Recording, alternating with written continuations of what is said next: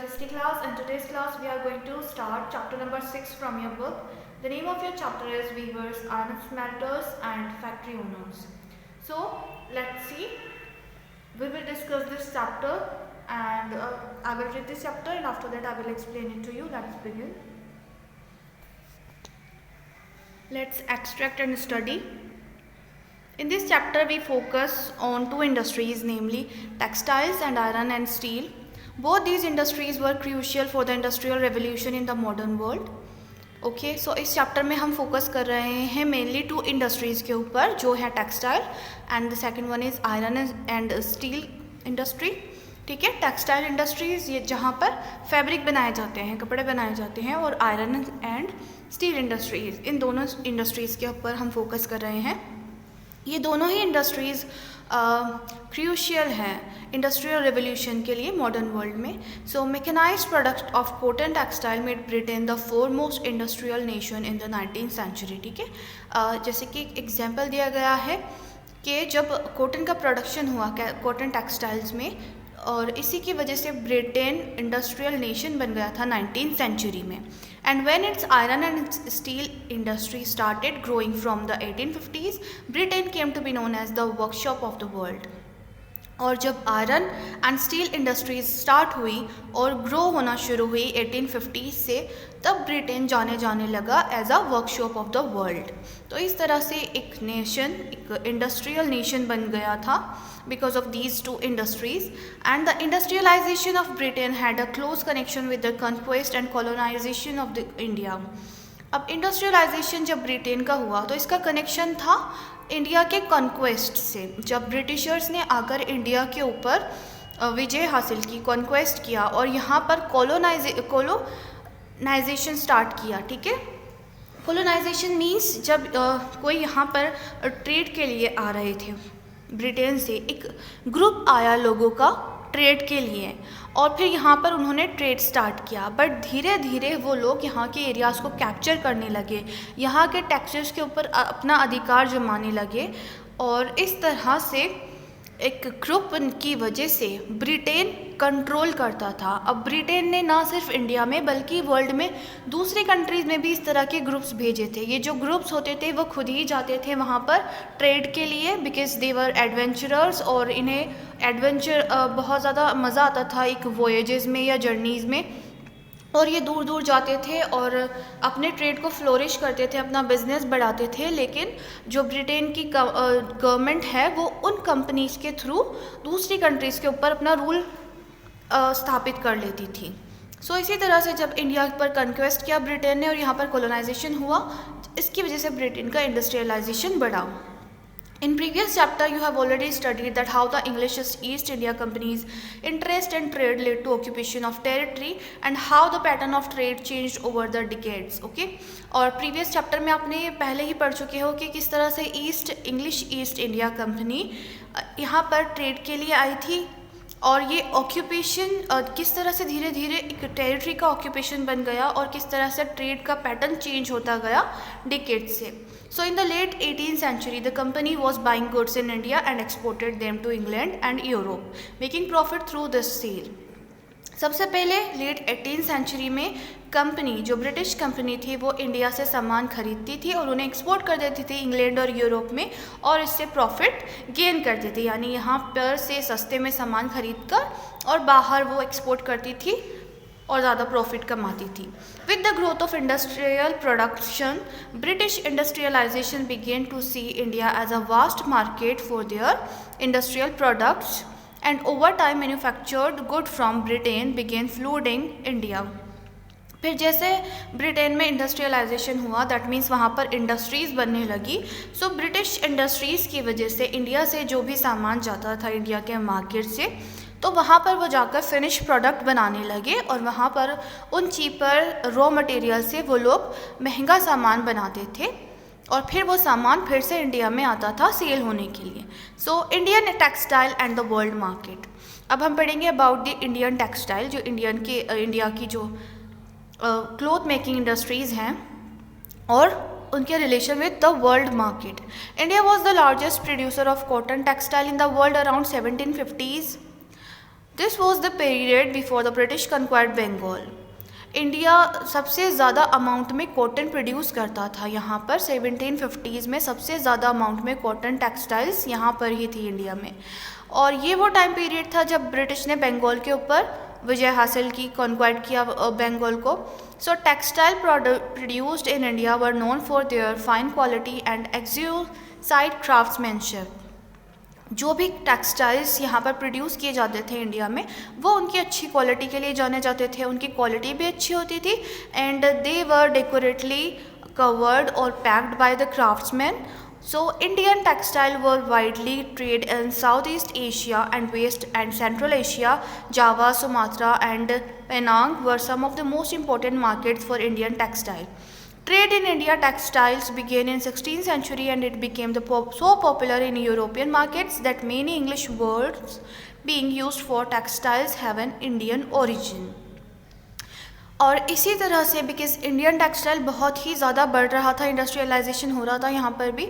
सो यह south east Asia, waste और central Asia में ये मार्केट्स, इन मार्केट्स में सेल होने के लिए जाते थे इंडियन टेक्सटाइल से प्रोडक्ट्स बनकर।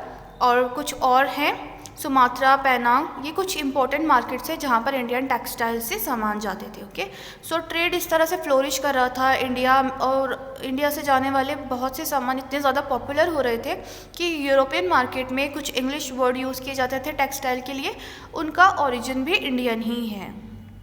और एक ज़माने में इंडिया वेल्दीएस्ट कंट्रीज़ माना जाता था वर्ल्ड में, और इसे सोने की चिड़िया भी कहा जाता था। So world tell us histories, world हमें हिस्ट्री बताता है। किस तरह से? मुस्लिन यहाँ पर ये प्रोडक्ट्स हैं जो कि सेल किए जाते थे या एक्सपोर्ट किए जाते थे, और बहुत ही ज़्यादा फाइन क्वालिटी के प्रोडक्ट्स होते थे। ठीक है, फर्स्ट है muslin. Muslin is a term use for finally woven textile. एक टर्म है जो कि यूज़ की जाती है बहुत अच्छे से वुवन टेक्सटाइल की, बहुत अच्छा फैब्रिक होता है।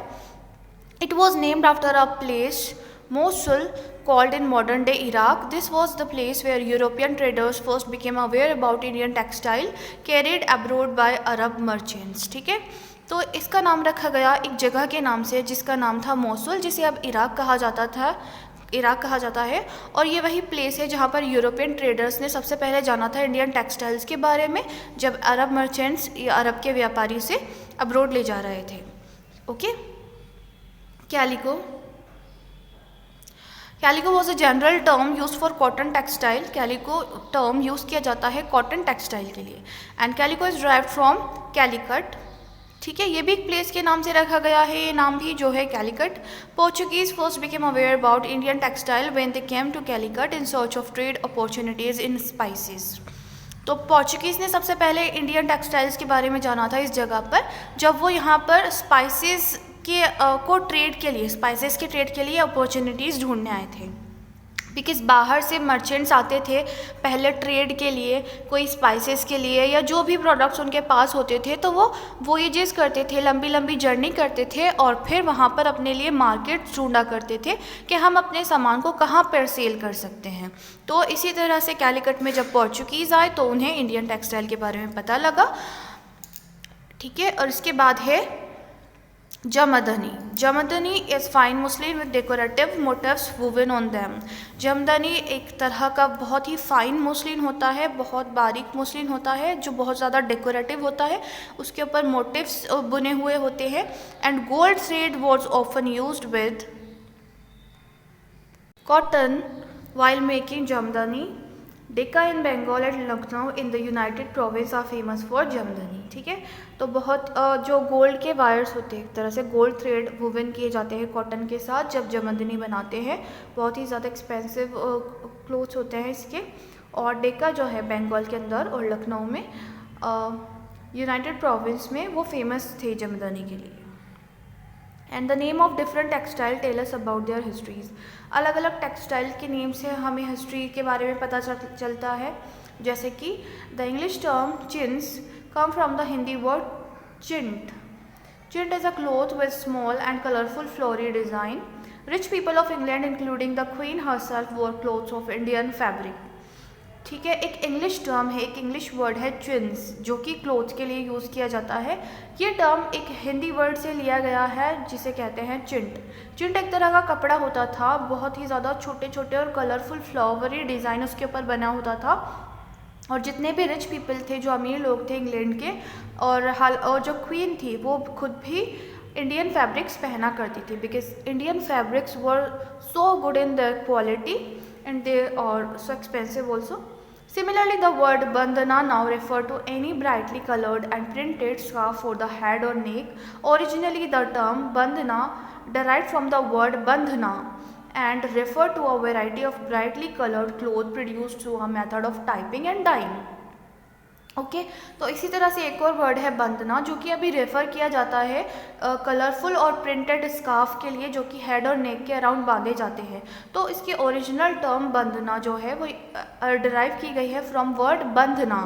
ये भी एक हिंदी वर्ड है जो कि रेफ़र किया गया है एक variety of bright colourful cloth, उसे बंधना कहा जाता था, जो कलरफुल क्लोथ होता था, और उसे एक टाइंग और डाइंग के मेथड से उसे बनाया जाता था। And third point is there are some other kind of clothes such as Patna, Charpuri, Calcutta, Kasim Bazar and Orissa. So these 5 varieties of clothes were noted by their places of origin. The widespread use of such words shows how popular Indian textile had become in different parts of the world. और कुछ और यहाँ पर clothes के नाम हैं जिनका name हमने रखा है उनके प्लेस के अकॉर्डिंग, जहाँ पर उनका ओरिजिन हुआ, जहाँ पर ये कपड़े बनने लगे, तो उसी जगह के नाम पर इन क्लोथ्स का भी नाम रखा गया, जैसे कि पटना, चारपुरे, कैलकाटा, कासिम बाज़ार और उड़ीसा। और बिकॉज़ इंडियन टेक्सटाइल अब बहुत ज़्यादा पॉपुलर हो रही थी वर्ल्ड के अलग अलग पार्ट्स में इस टाइम पीरियड में। And Indian textile in European markets. Okay, अब हम पढ़ेंगे इंडियन टेक्सटाइल यूरोपियन मार्केट्स में क्या रिलेशन है। So from the beginning of 18th century the wool and silk maker in England were jealous of the popularity of Indian textile and started protesting against the import of Indian cotton textile. ठीक है, तो जब 18th century की शुरुआत हुई, beginning में वूल और silk maker England के बहुत ज़्यादा जेलस हो गए थे इंडियन टेक्सटाइल की पॉपुलरिटी से, इसीलिए उन्होंने आवाज़ उठाई, उन्होंने प्रोटेस्ट किया अगेंस्ट कि इंडियन कॉटन टेक्सटाइल से यहाँ पर सामान इंपोर्ट नहीं किए जाने चाहिए इंग्लैंड में। So in 1720 the British government passed a law banning the use of printed cotton textile called chintz in England. ठीक है, 1720 में ब्रिटिश गवर्नमेंट ने एक लॉ बनाया, एक कानून बनाया, जिसके अकॉर्डिंग जो इंडिया से आया हुआ चिन्स कपड़ा था, जो प्रिंटेड कॉटन टेक्सटाइल था, उसे इंग्लैंड में यूज़ किया जाना बैन हो गया। At this time, the cotton textile industries started beginning to develop in England. The manufacturers were unable to compete with Indian textile. ठीक है, इस टाइम पीरियड में क्या था, जो कॉटन टेक्सटाइल थी वो स्टार्ट हुई इंग्लैंड में भी, लेकिन जो मैन्युफैक्चरर्स थे वो इंडियन टेक्सटाइल से compete नहीं कर पा रहे थे। So they wanted to seal their goods in the country by preventing all dyeing clothes, which was followed by a complete ban on the use of printed calicos in England। ठीक है, तो उन्होंने क्या चाहा, उनकी इच्छा हुई कि जो दूसरी कंट्री से जो गुड्स आ रहे हैं, उन्हें जो डाइंग क्लोथ्स हैं उन्हें यहाँ पर कम्प्लीटली बैन कर दिया जाए, और जो कैलिकोस कपड़ा होता है, प्रिंटेड क्लोथ होता है इंग्लैंड में, उसके यूज़ को भी बैन कर दिया गया। So invention in the textile industry. अब टेक्सटाइल इंडस्ट्रीज़ में किस किस तरह की इन्वेंशंस हुई। ओके, तो some of the important invention in the textile industries were the spinning jenny, cotton gin, steam engine, water frame and power loom. तो कुछ इंपॉर्टेंट इन्वेंशंस यहाँ पर बताई गई हैं, जैसे कि स्पिनिंग जेनी, ठीक है, एक तरह का स्पिनिंग व्हील होता है। तो इन सभी के बारे में हम आगे डिटेल में पढ़ेंगे कि किस किस तरह के मॉडर्न टेक्नोलॉजीज़ यूज़ की जाने लगी, या किस किस तरह के नए नए इक्विपमेंट्स बनने लगे थे टेक्सटाइल इंडस्ट्रीज़ में यूज़ करने के लिए। So first is spinning jenny, जैसे कि आपको पिक्चर में दिखाई दे रहा है, a multi spool spinning wheel. It is a machine in which a single worker could handle several spindles from which thread was spin. एक तरह की बहुत सारे व्हील्स वाली एक मल्टी स्पूल स्पिनिंग व्हील होता है। ठीक है, एक सिंगल वर्कर भी इसे हैंडल कर सकता है, बहुत सारे स्पिंडल्स इसके एक साथ जिनसे थ्रेड बुने जाते हैं या स्पैन किए जाते हैं. So all this spindles rotate at the same time when the wheel turned. It was invented by John काय. तो जितने भी थ्रेड होते हैं वो एक साथ रोटेट होते हैं एक ही टाइम पर इन सभी व्हील्स में. जब व्हील टर्न होता है तो सभी स्पिंडल्स एक साथ रोटेट होते हैं और ये इन्वेंट किया गया था बाय जॉन काय. और second is cotton gin. It was use to separate the fibres from the seed. Cotton gin को यूज़ किया जाता था जब सीड्स होते हैं सीड से फाइबर्स को अलग करने के लिए, क्योंकि फाइबर्स से फिर थ्रेड बनाए जाते हैं और थ्रेड से फैब्रिक बनता है. तो स्टार्टिंग के जो प्रोसेस होता है जब फाइबर को सीड से सेपरेट करना होता है उस चीज़ के लिए कॉटन गिन का यूज़ किया जाता था. After that power loom. It was a mechanised loom which allowed the textile to be manufactured quickly. ठीक है, पावर लूम्स किसे कहते हैं? एक मैकेनाइज्ड लूम होता है. कुछ तो हैंडलूम्स होते हैं जहाँ पर हाथ से कपड़ा बनाया जाता है by the process of weaving and spinning. लेकिन ये मैकेनाइज्ड है, मशीन्स यूज़ की जाती हैं इन लूम में ताकि जो भी टेक्सटाइल बनाया जा रहा है वो जल्दी से मैन्युफैक्चर हो जाए, जल्दी से बनकर तैयार हो जाए. And the next one is water frame. It is the name given a water powered spinning frame. एक स्पिनिंग फ्रेम होता है, ठीक है, एक रोटेटिंग फ्रेम होता है जो कि वाटर की वजह से स्पिन करता है, उसका नाम है वाटर फ्रेम. और एक और है यहाँ पर equipment steam engine. Steam engine का इन्वेंशन भी हुआ था. So it refer to a machine that use steam power to perform mechanical work through the agency of heat.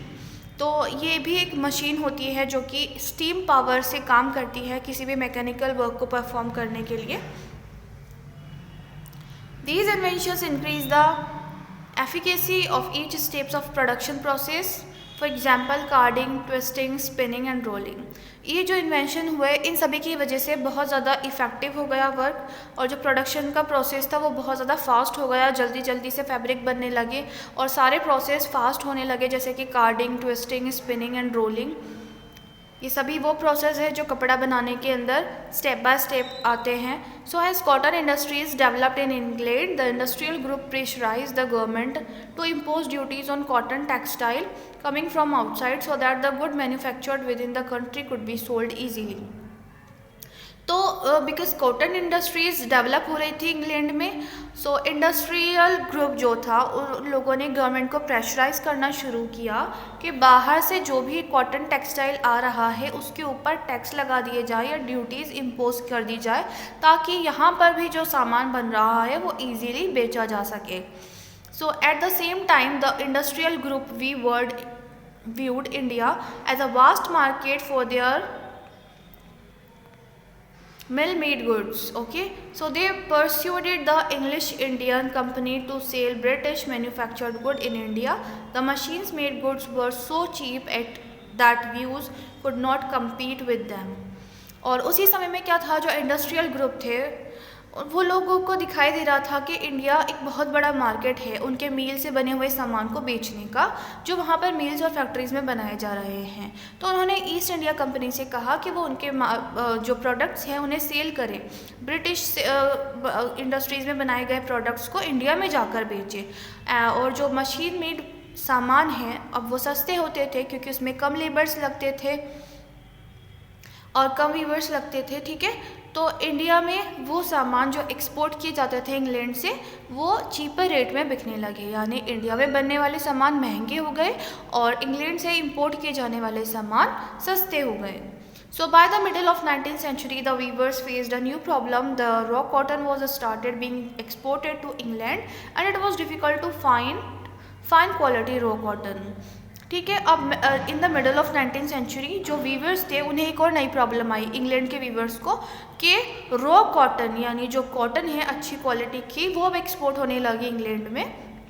तो उन्हें उसी क्वालिटी की, सेम क्वालिटी की या अच्छी क्वालिटी की कॉटन मिलना मुश्किल हो गया क्योंकि उनके पास कॉटन की क्वालिटी इतनी अच्छी नहीं थी. So as the demand increase the price of the raw cotton rose exorbitantly. तो अब क्योंकि डिमांड बढ़ गई थी इंडियन गुड्स की, इंडियन रॉ कॉटन की, तो प्राइस भी उसकी बढ़ गई थी. So by 1880 2/3 of all cotton clothes worn by Indian were made of cloth produced in India. This not only affected the plight of weavers but also the spinners. Thousands of rural women who sustained their life by spinning were re-entered jobless. अब इसकी वजह से क्या होने लगा धीरे धीरे, bye 1880 जो 2/3 कॉटन क्लोथ्स बनाने वाले हैं, ठीक है, इंडिया में, वो उनके प्रोडक्ट्स इंग्लैंड में, ठीक है, इंग्लैंड में सेल किए जाने लगे। और इंडिया में बिकॉज अब चीपर गुड्स आ रहे थे बाहर से, इंग्लैंड से सस्ते सामान आ रहे थे जो कि मील मेड थे। अब इंडिया की 2/3 पॉपुलेशन वो पहनने लगी, इंग्लैंड से बने हुए सामान को पहनने लगी, कपड़ों को पहनने लगी। तो इससे ना सिर्फ वीवर्स बल्कि स्पिनर्स के ऊपर भी बहुत ज़्यादा इफ़ेक्ट हुआ। और थाउजेंड ऑफ जो रूरल वुमेन हैं, जो गांव में रहने वाली औरतें हैं, जो अपनी जो दिनचर्या है या अपनी ज़िंदगी का गुजारा स्पिनिंग करके चलाती है, उसी से अपनी अर्निंग करती है, वो सब जॉबलेस हो गए थे। सो किड्स, हमने देखा कि किस तरह से इंग्लैंड या फिर ईस्ट इंडिया कंपनी का बहुत ही ज़्यादा इफ़ेक्ट पड़ा हमारे इंडिया के ऊपर, यहाँ की इंडस्ट्रीज़ के ऊपर, यहाँ की टेक्सटाइल इंडस्ट्रीज़ के ऊपर। ओके, किस तरह से पहले हमारा ट्रेड फ्लोरिश कर रहा था, लेकिन जब बाहर सामान को एक्सपोर्ट किया जाने लगा तो वहाँ के लोगों ने किस किस तरह की पाबंदियाँ लगाई और इंडियन गुड्स को बहुत ज़्यादा एक्सपेंसिव कर दिया और अपने सामान को दूसरे मार्केट्स में सेल करने लगे, even in India. So you have to read this chapter once again and we will continue this topic in our next class, and we will discuss that who were the weavers. So goodbye everyone.